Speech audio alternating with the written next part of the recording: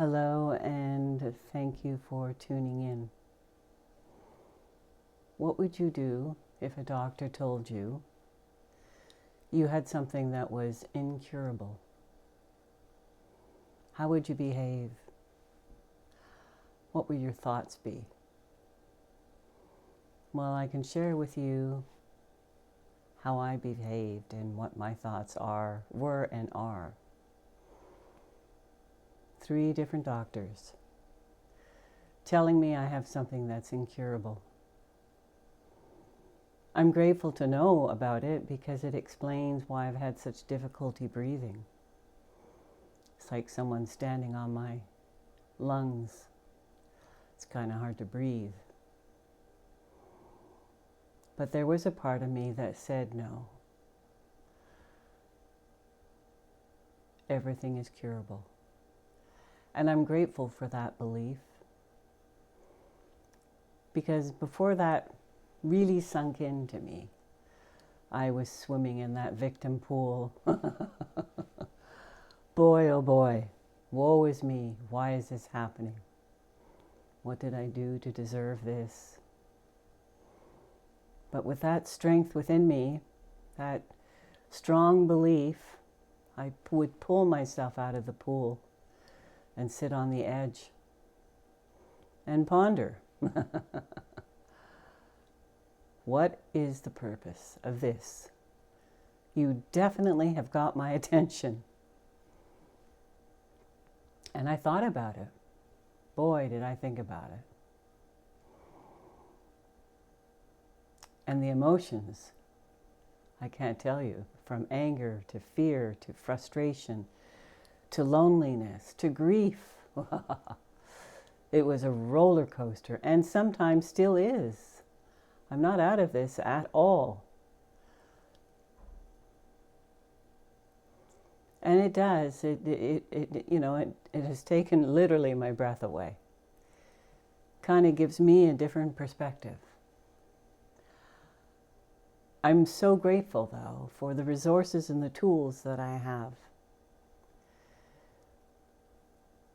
Because of all the training I've done in my life, this is what I do. I help people with trauma. And I use energy to help heal it. So when these voices came into my head, I calmed them as best as I could. And then I started to reach out to other people. Because I knew this was very deep-rooted in my nervous system. And I know a lot of it was not mine. Because you see, the body's storage is a suitcase of memories and emotions that are stored in the body, in the DNA. This is why so many of us run into dis-ease within the body. Like, where did this come from?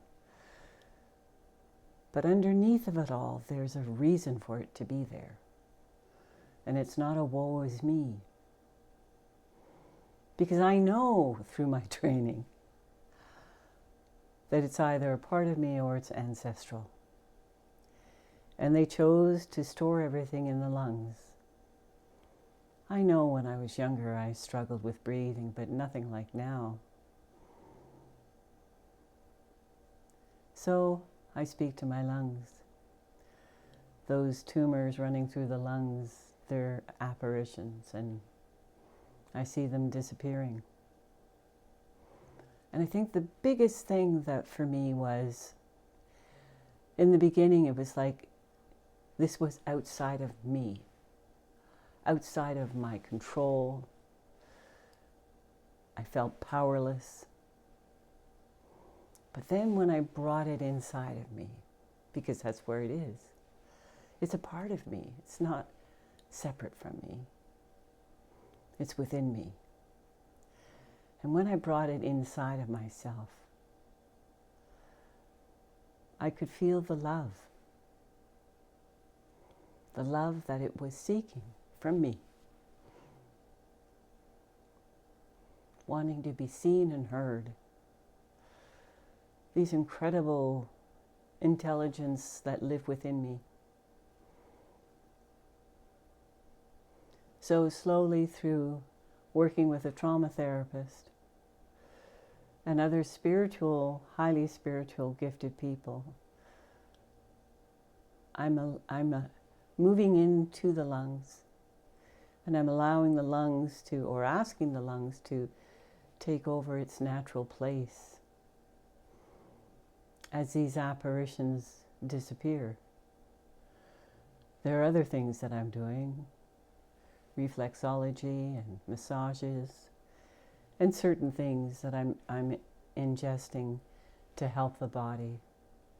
Also paying attention to what I'm eating, what I'm drinking. More water than anything else.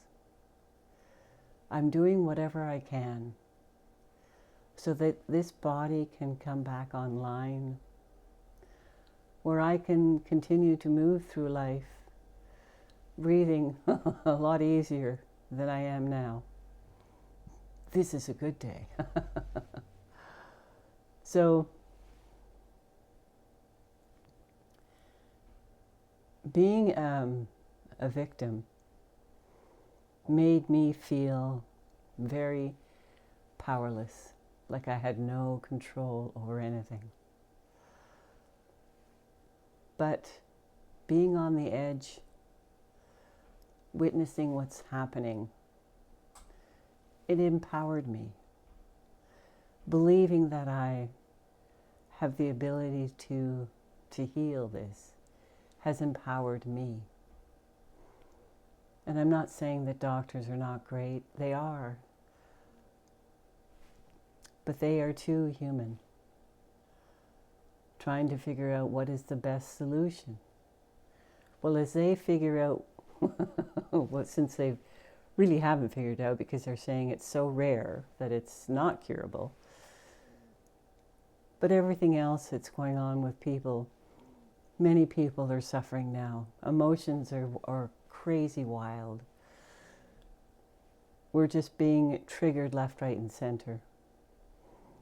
But when you go underneath the triggers, underneath those emotions that are making you a raving lunatic, there is a purpose and there is love.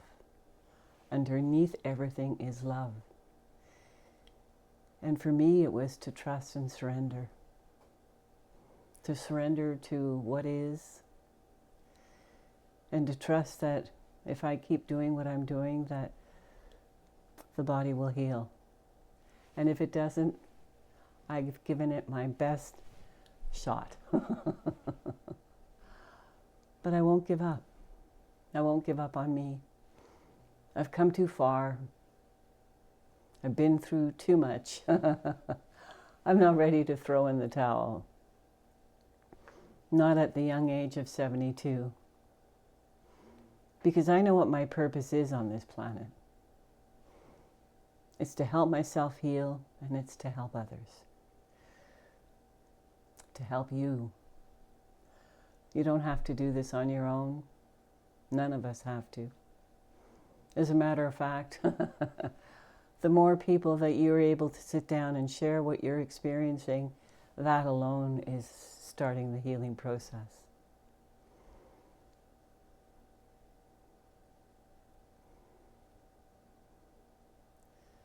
So pay attention to the beliefs that you have.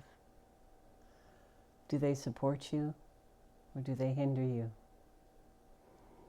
Because they're only beliefs, you know.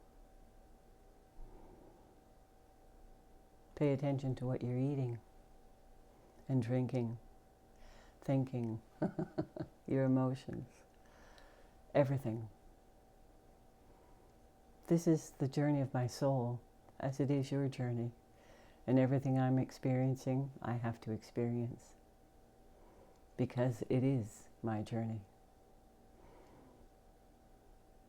If you're wanting to share whatever you're going through, it's all part of this ascension process, which is not a walk in the park for many of us. But do share what you're experiencing, because it will help other people. Thank you again for tuning in. From my heart to yours, with so much love.